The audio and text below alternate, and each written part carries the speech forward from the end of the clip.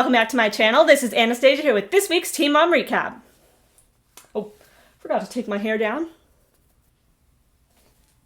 This episode of Teen Mom starts with Cheyenne. Cheyenne is helping Cory plan his gender reveal party. Cory is a little worried because so many different personalities are going to be at the party. Like what? Obnoxious personality, slightly less obnoxious personality, and lack thereof personality? It's okay though. I'm sure no matter how many personalities are at the party, Taylor's non-existent personality will just cancel the rest out. While Cory's blabbing, he mentions that he loves Taylor, and Cheyenne is shocked. Like, OMG, you actually tell her you love her now? When she's 7 months pregnant and about to give birth? Scandalous. Cory's convinced it's going to be a boy, and he says, I love my son already. Cheyenne says, if it's a girl, we'll all be like, WTF. Do it again. Cheyenne's making this face like she'd be so disappointed if it was a girl. All the while she's saying this, she's wearing a shirt preaching women's empowerment, so that's interesting. Veda's first birthday is coming up. Butch is back in Michigan, but Catelynn and Tyler don't know if they want to see him because he's still using drugs. He's currently not invited to the party, but they're not sure if they should cut all ties with him. Amber's brother Sean comes to meet Dimitri, but first he hangs out with his high school buddy Gary. Yes, Sean and Gary were actually friends first before Amber and him were dating. Imagine your best friend impregnates your sister. That's pretty interesting, I'm sure. Gary calls Amber unhinged at times, but genuinely thinks that she's in a better headspace today. Sean says the only one who loved her for her true self was Gary. Everyone else had an ulterior motive. He's worried about Dimitri because they met on Instagram and he could very well be using her for fame. Sorry, Dimitri, MTV and TLC are rival networks, and Amber has a contract exclusive to MTV. No 90 Day Fiancé spinoff for you. Mackenzie begins her scene by saying her son Gannon has been doing better, but she's still depressed about her mom. And Josh has been battling a cold. Oh no, poor Josh. Mackenzie's mom dying is nothing in comparison to bitch-ass Josh having a common cold. With Mackenzie's depression, she's had trouble sleeping and anxiety attacks, meaning her kids end up late and absent to school. Now, truancy court is threatening her for her kids being late. She could go to jail or have to pay a fine. Where was that truancy court when Leah Messer was taking her kids to school super late every single day? I must wonder. Her kids have 2 weeks worth of absences. The penalty is a $250 fine, which she admits is pretty embarrassing. Her friend asks her why Josh doesn't just take the kids when she can't wake up. After all, he doesn't have a 9-to-5 job. He should be able to take them to school, right? He has his own car. Mackenzie says, the one time Josh took the kids, they were 3 hours late. And also, he lets them skip school any other day. God, he's so useless! Josh does not provide anything! It's a 5-minute drive to the school. They show it later in the episode. It's 5 minutes. You do not have a job where you have to be up early, Josh. Help your wife! Take the kids to school! It's not rocket science! No wonder Mackenzie has anxiety. I'd be anxious too if my husband was about as useful and helpful as a plastic spork. Maci has proven herself to be a soccer mom, a wrestling mom. She's gotten Bentley private wrestling lessons and is now giving him advice for when he's in the ring. While of course she's drinking a beer in the middle of the private lesson, not at her house. She has also been limiting his diet so he goes down a weight class. She also advises Bentley that he can shed a pound or two just by taking a dump right before he steps on the scale. But Maci can only hope that Bentley stays on his diet plan at Ryan's parents' place. Ryan thinks this is all very stupid and that Bentley's diet will stunt his growth or even delay his puberty. Which actually, he isn't entirely wrong, believe it or not. Bentley's only like 11 years old, possibly even 10 when this was filmed. So Maci, she can chill a little bit. Sean arrives and says hi to Amber. He asks Dimitri about his English, and Amber says that Dimitri knows it pretty well now because he said motherfucker. She my teacher. Yeah, we can tell. That's why one of the 20 words that you know is motherfucker. Hope you don't learn what else Amber says and does while she's angry. That's not something to imitate. He asks about his job, and Dimitri says that he's been a mailman for 18 years in Belgium. Now, I don't pretend to know anything about the Belgian postal system, but let's just say there's a reason that we have the phrase going postal in America for when someone loses their mind. Him and Amber might have more in common than we thought. Dimitri does want to stay in America permanently, but he wants to build up his relationship with Amber to a stable level first. Amber quickly says that she's never leaving the US. Ever. I'm sure other countries don't have nearly as nice selection of giant couches for her to sit on all day. And plus, a lot of European countries don't have central air conditioning. Even Amber knows better than to put herself in such a conundrum. Oh, sorry, I mean it's actually because she doesn't want to leave Leah and James. That's why she doesn't want to move to another country. Sure.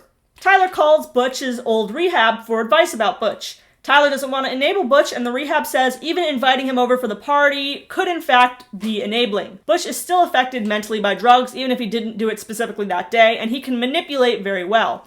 Don't let him give you a sob story. So sorry, Butch will not be at this party putting free Butch shirts on the baby, and probably sneaking a finger into the smash cake when no one's looking. Ryan hopes that Bentley stops trying so hard to lose weight. Ryan says it's 11, he's not high school, get your scholarship in high school, do all that crazy stuff in high school when it's actually going to matter. In elementary school, it can't be healthy, your body's trying to grow, and he's brainwashed into thinking Maci and Taylor know everything. Ryan isn't wrong. Maci gets extremely annoyed when she learns that Bentley had a muffin and chocolate milk for breakfast today. She has him on a 1,000 calorie diet and he broke it. Which, by the way, 1,000 calories sounds very low to me, even for a child. Slightly concerning. He weighs in at 72 pounds anyway, which is almost his goal weight. But Maci the Rock Johnson, queen of wrestling, is still not satisfied. She's like, Bentley, you've been cheating anyway. It doesn't matter that you hit your goal because you cheated. It's gonna suck now. While she takes a nice big sip of her Starbucks Grande iced coffee. See, Ryan ain't wrong though. Bentley is 11 years old. He's nowhere near old enough to actually gain something crazy amazing from being the best at wrestling, like a scholarship or anything like that. Or national attention. Maci could maybe come back with that intensity in like 6 or 7 years and maybe stop starving her own child and berating him for eating a muffin. In this next scene is Cheyenne, and the first thing she says is, did I ever think I would be planning my child's father's gender reveal for his girlfriend? Nope, it's still a little weird. Cheyenne arrives late to the party. Maybe it was the LA traffic, or maybe she turned on the sad music playlist on Spotify and had a nice cry over the fact that Cory officially moved on and shows no signs of still wanting her. Maybe that's why she was late. Who knows? Cory gets annoyed at her lateness, which is pretty funny as he was late to her events all the time. When she arrives, she takes a slightly awkward picture holding Taylor's belly with Cory on the other side holding her belly. She's trying to be cute, saying, "Get my butt in the picture." Gotta show off that fat ass in a picture of your baby dad and his new pregnant girlfriend. And then someone yells out at them, "You look like the surrogate!" Ha! Then everyone is just about to set off the party poppers to reveal the gender, when MTV cuts to commercial like it's this big old cliffhanger, as if the girl baby wasn't born like 3 weeks ago as of when this aired. Mackenzie's lateness doesn't just extend to her kids, she also is late to her cheer coach job, and she walks in like, "Hey guys, it's me, late!" Not something to be proud of. Her employers look pretty pissed, probably realizing the publicity wasn't worth this chick not showing up to work. They say, "We've decided we're gonna put a reminder on your phone and give you a planner." Guarantee if she weren't on MTV, they'd have actually decided to let her ass go, instead of giving her an agenda like they're a middle school teacher. Amber goes out to dinner. Sean calls Dimitri reserved. Everyone's calling this guy shy, when in reality, there isn't much to say except like, yes, no, and that's crazy. When you barely speak English, like, you can't really explain yourself, so obviously he's not going to seem outgoing. I'm sure Amber would get real shy, too, if everyone around her started speaking French or Finnish. Dimitri says his favorite English word is, "I don't care." Hey, that's Amber's favorite phrase too. Sean says he hopes Dimitri don't find out what the Portwood Way is, end up in a pine box.